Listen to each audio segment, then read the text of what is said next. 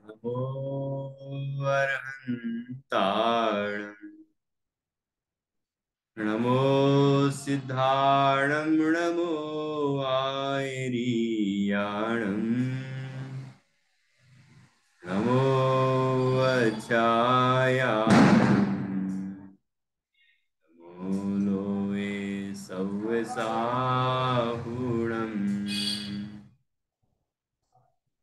मङ्गलं भगवान् वीरो मङ्गलं गौतमो गणी मङ्गलं कुन्दकुन्दाद्यो जैनधर्मोऽस्तु मङ्गलम् सर्वमङ्गलमाङ्गल्यं सर्वकल्याणकारिकं ज्ञानं सर्वधर्माणां जयं जयतु शासनं जैनं जयतु शासनम् इंद्रसद्वन्द्याणं त्युवणहिद मधुर विशदवक्ताणम् अन्तातीत गुणाणं नमो जिणाणं जिद भवाणम् अभिवन्द्यूण शिरसा पुनः भव कारणं महावीरम् पेशिम्पयत् भङ्गं ब्रह्मोक्षस्य वोचामि।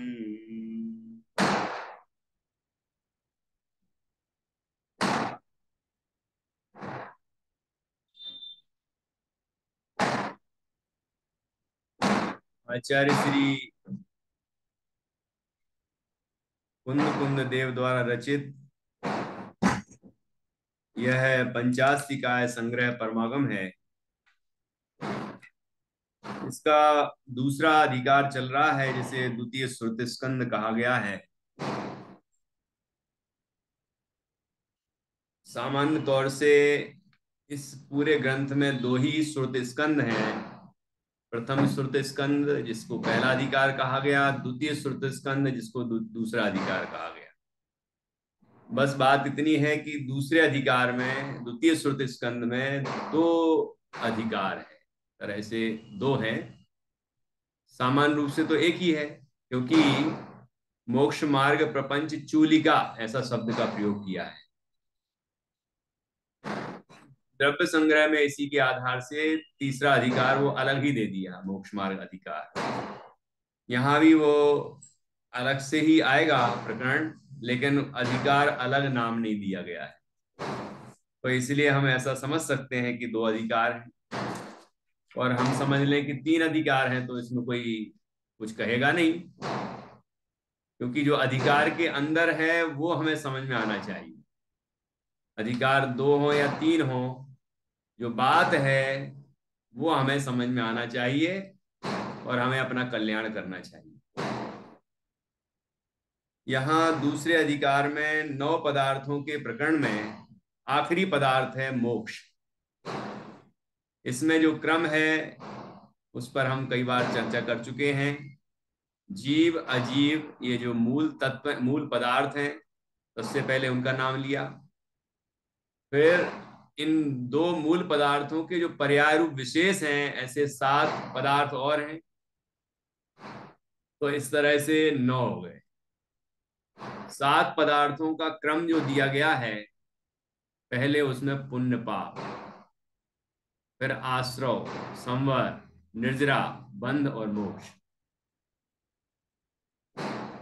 पुण्य और पाप ये अलग कहने से जीव को समझ में आता है कि पुण्य भी आश्रव रूप है। पाप जैसा आश्रव है, ऐसे पुण्य भी आश्रव है, और आश्रव का निरोध होने पर ही संवर होता है। ठीक है। और संवर पूर्वक निर्जरा होती है तो बंध का सर्वथा अभाव होकर मोक्ष होता है। यदि पुण्य आश्रव भी चल रहा होगा, पाप का संवर हो रहा हो और पुण्य का संवर नहीं हो रहा हो, तो भी जीव को मोक्ष नहीं हो सकता। संवर तो पूरी तरह से होना चाहिए। तो पुण्य पुण्य अधिकार, पाप अधिकार, और उसके बाद आश्रव, फिर उसके बाद संवर, निर्जरा, बंध, अब आखिरी है मोक्ष, जो कि हमारा मूल प्रयोजन है, मोक्ष प्राप्त करना। मोक्ष अवस्था में परम संवर और परम निर्जरा, मोक्ष अवस्था के पहले मोक्ष प्राप्त करने के लिए, मोक्ष अवस्था में तो संवर निर्जरा कहीं ही नहीं जाएगी, मोक्ष ही हो गया, क्योंकि संवर निर्जरा तो कारण है, मार्ग है, तो मार्ग का फल है मोक्ष। तो मोक्ष अवस्था प्राप्त करने के लिए परम संवर और परम निर्जरा होती है। सर्वोत्कृष्ट संवर मतलब सब प्रकार का संवर। तो क्या 13वें गुण स्थान में कुछ आश्रव भी हो रहा है? हो रहा है ना, ईरियापथ आश्रव हो रहा है ना, अरहंत परमात्मा को ईरियापथ आश्रव कहते हैं उसको। जो पुण्य प्रकृतियां हैं वो आती हैं और खिड़ जाती, आती हैं और खिड़ जाती हैं। प्रकृति बंध और प्रदेश बंध तो होता है उनका, लेकिन स्थिति बंध और अनुभाग बंध नहीं होता। इसलिए आचार्य कहते हैं बंध ही नहीं होता। जो हमने कल चर्चा की थी कि वास्तव में बंध तो स्थिति और अनुभाग बंध को ही कहते हैं, और वो होता है कसाय से, वो जीव का परिणाम है, विकार है। जीव यदि विकार ना करे तो आश्रव होएगा ही नहीं, बंध होगा नहीं, ठीक है, संवर होगा। और उस जो निर्विकार भाव है, शुद्ध भाव, उससे पूर्वबद्ध कर्मों की भी निर्जरा होकर मोक्ष होगा, ठीक है। तो पुण्य पाप सभी प्रकार का संवर जब होता है उसको परम संवर कहते हैं। कोई भी घाती अघाती कोई प्रकृति नहीं आती। घाती कर्म का तो अभाव हो गया अरहंत परमात्मा को, अघाती कर्म बचे थे, तो अब उनका भी संवर हो गया आखिरी आखिरी में, है ना। जो जो ईरियापथ आश्रय होता होता था वो भी समाप्त हो गया। 14वें गुण स्थान में परम संवर और परम निर्जरा हुई। ऐसी निर्जरा हुई कि अघाती कर्म जो बचे हैं वो भी सारे खिर गए, सारे समाप्त। और जैसे ही नया ना आए और पुराना पूरा खिर जाए तो उसको क्या कहते हैं, मोक्ष। तो 14वें गुण स्थान के अंतिम समय में मोक्ष अवस्था प्रकट हो जाती है। बस उसी का वर्णन यहाँ पर किया गया है मोक्ष पदार्थ व्याख्यान में। यहाँ बताया गया है कि जीव को परम संवर कैसे होता है, परम निर्जरा किस तरह की होती है, ये सब यहाँ पर बात बताई गई है। इस पर हम अभी चर्चा करते हैं। बंध के समय जो जो उपस्थित नहीं थे वो एक बार पढ़ लें, अथवा हमारी अपने चैनल पर जो इसकी क्लास हैं उसको भी आप सुन सकते हैं। इसमें बंध के अंतरंग कारण और बहिरंग कारण बताए गए हैं। बहिरंग कारण में पहला बताया योग और दूसरा बताया द्रव्य प्रत्यय, मतलब द्रव्य मिथ्यात्व, द्रव्य असंयम, द्रव्य योग, और एक रह गया द्रव्य कसाय, मतलब उद्गल के परिणाम। ये भी बहिरंग निमित्त है। अंतरंग निमित्त जीव का विकारी परिणाम है, और वह है मोह राग द्वेष या शुभ अशुभ भाव। उन भावों से ही नए कर्मों का आश्रय बंध होता है। इसके अतिरिक्त दूसरा कोई मूल कारण नहीं है। बाकी जो कारण है, योग है और अन्य जो द्रव्य कर्म है या द्रव्य प्रत्यय है, वो बहिरंग कारण है, अर्थात इसकी अपेक्षा वो उतने महत्वपूर्ण कारण नहीं है, इसलिए उनको बहिरंग कारण कहा। और जो मूल कारण है उसको अंतरंग कारण, इसकी चर्चा हमने की थी। अब समस्त प्रकार का बंध जब समाप्त हो जाता है तो मोक्ष होता है, इसलिए बंध के बाद मोक्ष अधिकार रखा, ठीक है। पुण्य पाप के बाद आश्रव, क्योंकि वो भी आश्रव रूप है, पुण्य आश्रव पाप आश्रव। फिर आश्रव का होता है संवर मोक्ष मार्ग में। मोक्ष मार्ग का प्रकरण है मोक्ष का प्रयोजन है, इसलिए ये क्रम रखा गया। ठीक है, तो संवर होता है और संवर पूर्वक निर्जरा होती है, इसलिए निर्जरा आई उसके बाद। और जब संवर पूर्वक निर्जरा होती है तो बंध का पूरा अभाव हो जाता है, इसलिए बंध आया, और बंध का सारा पूरा अभाव होने पर मोक्ष होता है, इसलिए मोक्ष तत्व, मोक्ष पदार्थ आया आखिरी में। अब देखिए मोक्ष पदार्थ, यहाँ 150 नंबर की गाथा, यहाँ 4 गाथाएं आएंगी, 150, 51, 52 और 53। इन 4 गाथाओं में मोक्ष पदार्थ का व्याख्यान किया गया है, और इसके बाद फिर ये अधिकार समाप्त हो जाएगा, पूर्ण हो जाएगा, और मोक्ष मार्ग अधिकार प्रारंभ होगा। उसको मोक्ष मार्ग प्रपंच चूलिका कहा गया है।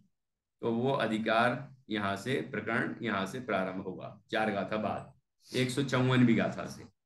ठीक है, तो देखिए मोक्ष पदार्थ का व्याख्यान, और इसमें उत्थानिका में लिखा गया है, द्रव्य कर्म के मोक्ष के हेतु, द्रव्य कर्म के मोक्ष के हेतु परम संवर द्वारा भाव मोक्ष के स्वरूप का कथन। ये जो यहाँ टीका में आया है, इसी को यहाँ पहले उत्थानिका में लिखा गया है, बाद में टीका में तो आएगा ही। अथ मोक्ष पदार्थ व्याख्यानम, देखिए इसमें संयुक्त रूप से 2 गाथाएं हैं, बहुत सुंदर है। आप गाथा पढ़ेंगे ध्यान से तो आपको समझ में आ जाएगा कि इसमें क्या कह रहे हैं, इतनी सरल है। और अभी तक जो हो चुका है ना, आश्रव बंध, आश्रव बंध और संवर निर्जरा, ये जो प्रकरण हो चुका है वो सब यहाँ आएगा, क्योंकि आश्रव का निरोध संवर है, और बंध का एक देश अभाव से निर्जरा है, और पूरा अभाव से मोक्ष है। तो मोक्ष की बात जो आएगी आखिरी में, तो वो इसमें सभी चीजें आएंगी, आश्रव का निरोध, आश्रव का निरोध संवर, बंध का एक देश अभाव निर्जरा, बंध का पूरा अभाव मोक्ष, तो 5 तत्व आ गए। ठीक है, आश्रव आ गया, बंध आ गया, संवर आ गया, निर्जरा आ गया, और मोक्ष आ गया। और आश्रव बंध आ गए तो पुण्य पाप भी आ गए, 7 पदार्थ हो गए। ठीक है, और जीव अजीब रह जाएंगे कहीं क्या, कि जीव को खुद ही मोक्ष होना है, तो जीव कहाँ रह जाएगा, है ना। और अजीब से पृथक होना है जो कर्म है, इसलिए वो भी आएगा ही। देखिए, हेतुमभावेणियमा, हेतुमभावेणियमा जाय दीनानिस्य आसव निरोधो, जाय दीनानिस्य आसव निरोधो, आसव भावेण विना, आसव भावेण विना जायदि कम्मस्य दुर्निरोधो, जायदि कम्मस्य दुर्निरोधो, कम्मस्याभावेण कम्मस्याभावेण सवणहु सवलोग दर्शीय, सवणहु सवलोग दर्शीय, पावदीदिरि इंदिय रहिदम, पावदी इंदिय रहिदम, अव्वाबाहम, अव्वाबाहम सुहमणन्तम, अव्वाबाहम सुहमणन्तम, सुहमणन्तम अनंत सुख। देखो अंतिम बात आ गई ना यहाँ तक, तो क्रम देखिए कितना सुंदर है, बहुत सरल है। हेतुम अभावे, हेतु के अभाव होने पर, कौन से हेतु, जो अभी अभी बताए थे 4 हेतु, है ना, मिथ्या दर्शन, मिथ्यात्व, असंयम, कसाय और योग। इसी को 5 रूप में कहा जाता तत्वार सूत्र में, मिथ्या दर्शन, अविरति, प्रमाद, कसाय और योग। द्रव्य संग्रह में भी 5 ही बताए, समय सार में 4 ही बताए ये वाले, तो उसमें 5वें को गर्भित कर लेते हैं उनके अंदर। ठीक है, तो हेतुम अभावो, कि हेतु का अभाव होने पर, मतलब जो कर्म के बंध के हेतु हैं जिसको आश्रव कहते हैं, आश्रव का जो हेतु है वो जीव के विकारी परिणाम है मोह राग द्वेष, जब उनका अभाव हो जाता है तो क्या होता है? नियमा जायदी णाणिस आसव निरोधो। णाणिस अर्थात ज्ञानी के, जायदी अर्थात उत्पन्न होता है। कैसे उत्पन्न होता है? कि नियम से उत्पन्न होता है। क्या उत्पन्न होता है? कि आसव निरोधो, आश्रव का निरोध हो जाता है। जब हेतु का अभाव हो गया तो आश्रव कहां से होगा? मतलब आश्रव के जो कारण थे, जीव का भाव आश्रव जो है, विकारी परिणाम, वो ही आश्रव का हेतु है और वो ही बंध का हेतु है। ठीक है। तो जब विकारी परिणाम उत्पन्न होना बंद हो गए तो क्या हुआ? तो नियम से ज्ञानी के आश्रव का निरोध हो गया। और आश्रव के निरोध को क्या कहते हैं? संवर। आश्रव निरोधा संवरा, तत्वार सूत्र में आया। पहली पंक्ति ख्याल में आई। अब इसके आगे ही आगे बढ़ेंगे। ठीक है। अब आसव भावेण बिना, अब आश्रव का निरोध हो गया, मतलब संवर हो गया। तो क्या किया फिर उसके बाद? कि आसव भावेण बिना, आश्रव भाव के बिना, जायदि कम्मस्य दू निरोधो, कि कम्मस्य निरोधो दू जायदि, कर्म का निरोध भी हो जाता है। जायदि हो जाता है। ठीक है। मतलब हेतुओं का अभाव हुआ तो कर्म के आश्रव का निरोध हुआ, कर्म के आश्रव का अभाव हुआ तो कर्म का भी निरोध हो गया। विकार उत्पन्न होना बंद हुआ तो आना भी बंद हुए कर्मों का, तो कर्मों का निरोध भी हो गया।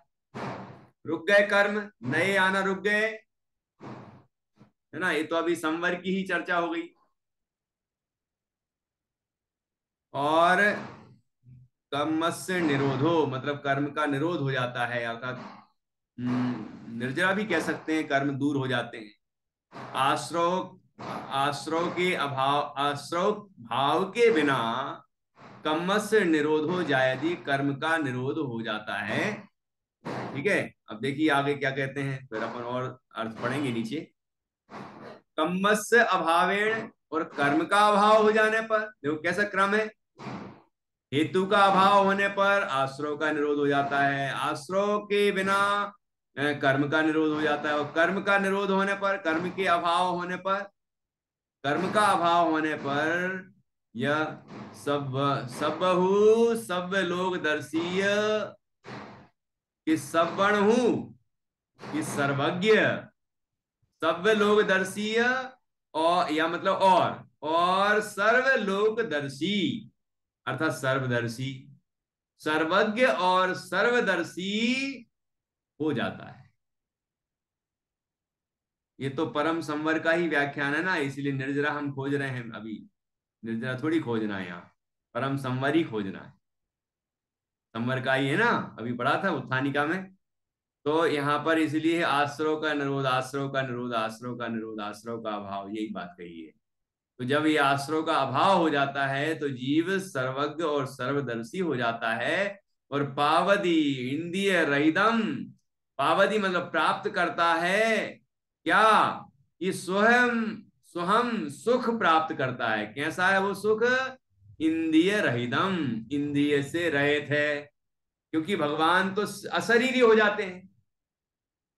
वो मुनिराज जो अरहंत हो गए थे, वो अब अशरीरी हो गए।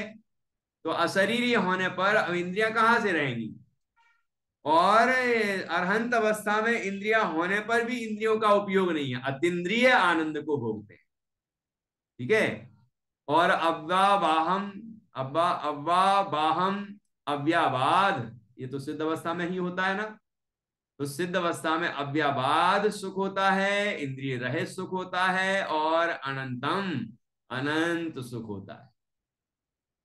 तो क्रम क्या है? हेतु का अभाव होने पर आश्रव का निरोध हो जाता है, आश्रव का अभाव होने पर या आश्रव भाव के बिना कर्म का निरोध हो जाता है, और कर्म के अभाव से सर्वज्ञ और सर्वदर्शी हो जाता है।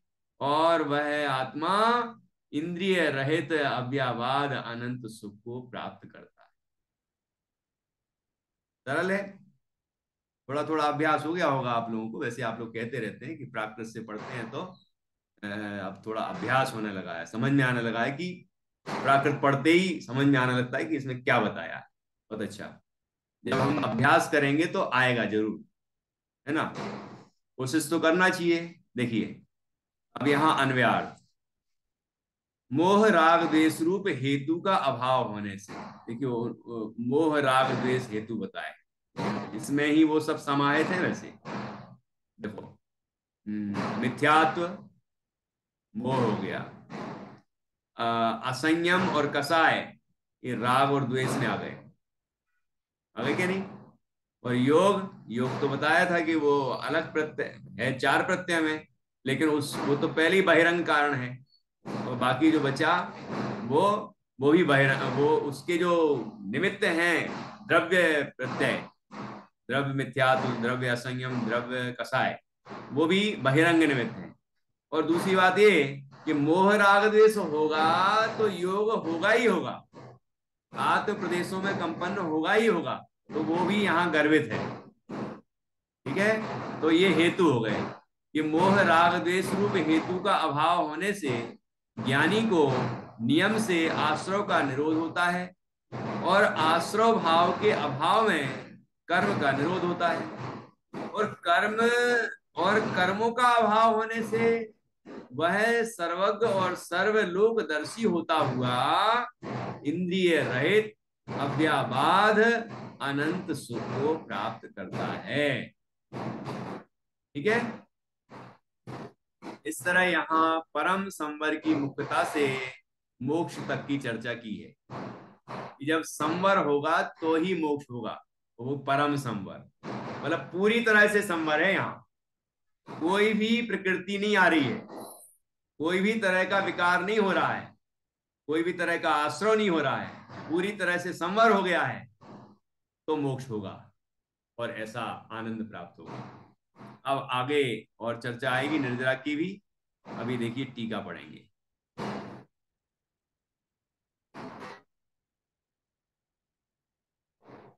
पढ़िए संगीता जी।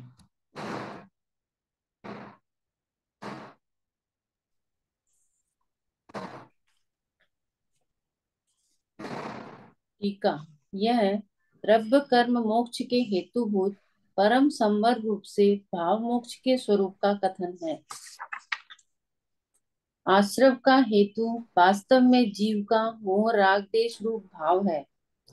ज्ञानी को उसका अभाव होता है। उसका अभाव होने से आश्रव भाव का अभाव होता है।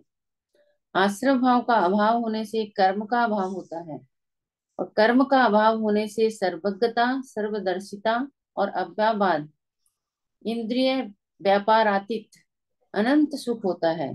सो यह जीवन मुक्ति नाम का भाव मोक्ष है। किस प्रकार?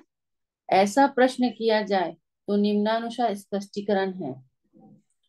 यहाँ जो भाव विवक्षित है वह कर्मावृत अर्थात कर्म से आवृत हुए चैतन्य की क्रमानुसार प्रवर्तती गति क्रिया रूप है।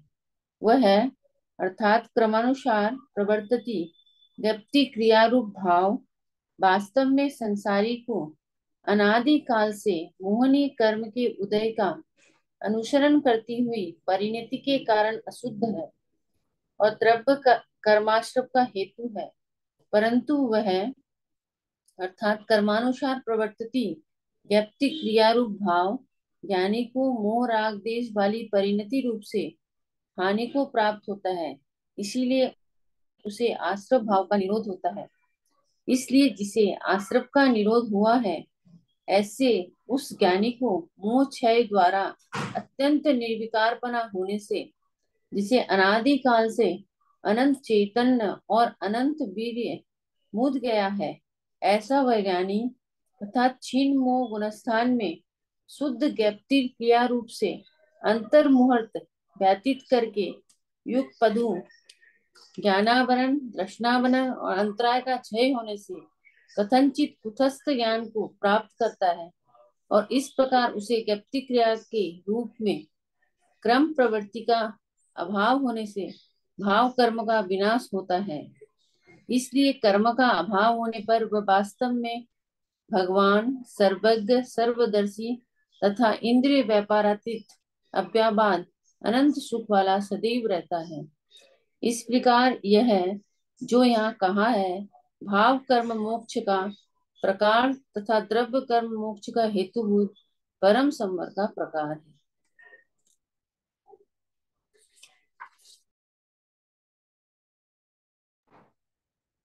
बहुत बढ़िया। देखिए, अब अपन वैसे तो समझ में आ ही गया होगा, क्योंकि अभी जो हमने चर्चा की है वही यहाँ पर लिखा है। थोड़ा सा और स्पष्ट किया है, इसलिए हम उसको और फिर से पढ़ते हुए समझते हुए आगे बढ़ेंगे। यह है द्रव्य कर्म मोक्ष के हेतुभूत। द्रव्य कर्म ज्ञानावरणादि द्रव्य कर्म मोक्ष के हेतुभूत, मतलब समस्त द्रव्य कर्मों के अभाव का हेतु मोक्ष हेतुभूत परम संवर रूप से भाव मोक्ष के स्वरूप का कथन है। देखो, द्रव्य मोक्ष होगा तो भाव मोक्ष भी होगा, मतलब समस्त कर्मों का अभाव होगा तो यहाँ जीव का जो शुद्ध स्वरूप है वो पूर्ण शुद्ध रूप से प्रकट हो जाएगा। तो जीव का जो शुद्ध स्वरूप प्रकट होता है मुक्त अवस्था में, सिद्ध अवस्था में, वो भाव मोक्ष है। कर्मों का अभाव होने पर जो जीव का स्वभाव प्रकट हो जाता है वो भाव मोक्ष है। और जो कर्मों का अभाव हुआ है वो द्रव्य मोक्ष। तो यह द्रव्य कर्म मोक्ष के हेतुभूत परम संवर रूप से भाव मोक्ष के स्वरूप का कथन है। भाव मोक्ष का स्वरूप यहाँ बताया गया है। देखिए कैसे भाव मोक्ष होता है। द्रव्य मोक्ष पूर्वक आश्रव का हेतु वास्तव में जीव का मोह राग द्वेष रूप भाव है। ठीक है, ये तो मूल कारण है ही। ज्ञानी को उसका अभाव होता है। ज्ञानी को मोह राग द्वेष होते ही नहीं, क्योंकि वो अपने शुद्ध स्वरूप का अनुभव करता है। मोह राग द्वेष के कारणभूत पर का लक्ष्य करता ही नहीं, पर में इष्ट की कल्पना करता ही नहीं है। वो तो अपने स्वभाव का अवलंबन करता, भेद विज्ञान केवल से आत्मा का अनुभव करता रहता है, शुद्धोपयोग में रहता है।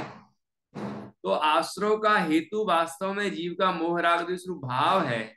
ज्ञानी को उसका अभाव होता है। उसका अभाव होने पर आश्रव भाव का अभाव होता है। जब विकार ही नहीं हो रहे तो वो भावाश्रव भी नहीं कहलाएगा, भावाश्रव भी नहीं हुआ, क्योंकि विकार को ही तो भावाश्रव कहते हैं, मोह राग द्वेष विकारी परिणामों को, है ना। तो भावाश्रव भी नहीं हो रहा। और आश्रव भाव का अभाव होने पर कर्म का अभाव होता है, तो कर्म का भी आश्रव नहीं होता। ठीक है, कर्म का भी अभाव हो जाता है। और यहाँ तो जो प्रकरण है मोक्ष का, तो कहते हैं नया कर्म तो आता ही नहीं। और इसीलिए आश्रव का अभाव होने पर कर्म का अभाव हो जाता है। ऐसे तो आश्रव का अभाव होने पर नए कर्मों का आगमन का अभाव होता है ना, तो वो हो जाता है। और कर्म का अभाव होने पर, जब पूरी तरह से कर्म का अभाव हो जाता है, केवल आश्रव नए आने का अभाव नहीं है, पहला जो था वो भी खत्म हो जाता है, तो मोक्ष हो जाता है ना। लेकिन अभी संवर का प्रकरण है, इसलिए अभी निर्जरा की बात नहीं की है ना। तो कर्म का अभाव होने पर, क्योंकि संवर पूर्वक ही निर्जरा मोक्ष का कारण होती है, इसलिए यहाँ पर भले ही संवर अकेले का वर्णन है, लेकिन संवर अलग टाइम में हो और निर्जरा अलग समय में हो, ऐसा नहीं है। जिस समय ये परम संवर हो रहा है उसी समय परम निर्जरा भी हो रही है ना। और फिर परम संवर परम निर्जरा होने पर मोक्ष हो जाता है। कर्म का अभाव होने पर सर्वज्ञता, सर्वदर्शिता और अव्याबाध इंद्रिय व्यापारातीत, इंद्रिय व्यापार से अतीत है। मतलब जैसे हम पांच इंद्रियों का व्यापार करते हैं, उपयोग करते हैं, तब जाके पंच इंद्रिय के भोगों हमें प्राप्त होते हैं, या उनका ज्ञान होता है, हमें अनुभव करते हैं हम पांच इंद्रिय के निमित्त से, है ना। और हम कहते हैं हम सुखी हो रहे हैं, तो ये इंद्रिय सुख कहते हैं इसको। लेकिन भगवान को जो सुख प्राप्त होता है वो इंद्रिय व्यापार से अतीत होता है, मतलब जिसमें पांच इंद्रियों का कोई अवलंबन नहीं होता है। अरहंत अवस्था में भले इंद्रियां हैं तो भी अवलंबन नहीं है, अतीन्द्रिय सुख प्राप्त होता है। ठीक है, इंद्रिय व्यापार अतीत अनंत सुख होता है। यह जीवन मुक्ति नाम का भाव मोक्ष। तो यहाँ किसकी बात की है? अरहंत भगवान। अरहंत भगवान को जीवन मोक्ष कहते हैं। जीवन मुक्ति हुई मतलब अब जन्म नहीं होगा, ये निर्णय हो गया। चार घाती कर्मों का क्षय होते ही, ये अनंत चतुष्टय प्रकट होते ही ये निश्चित हो गया कि अब उनका जन्म तो बिल्कुल नहीं होगा। फिर आप कहेंगे कि मरण क्यों होगा? कि वो जो शरीर छूटता है उसको ही तो मरण कहते हैं। तो अभी शरीर है ना उनके, अनंत भगवान के, तो जब शरीर छूटेगा 14वें गुण स्थान के अंतिम समय में, तो देह के छूटने का नाम मरण, टोटमल जी साहब ने लिखा दूसरे अधिकार में। तो वो मरण तो होगा।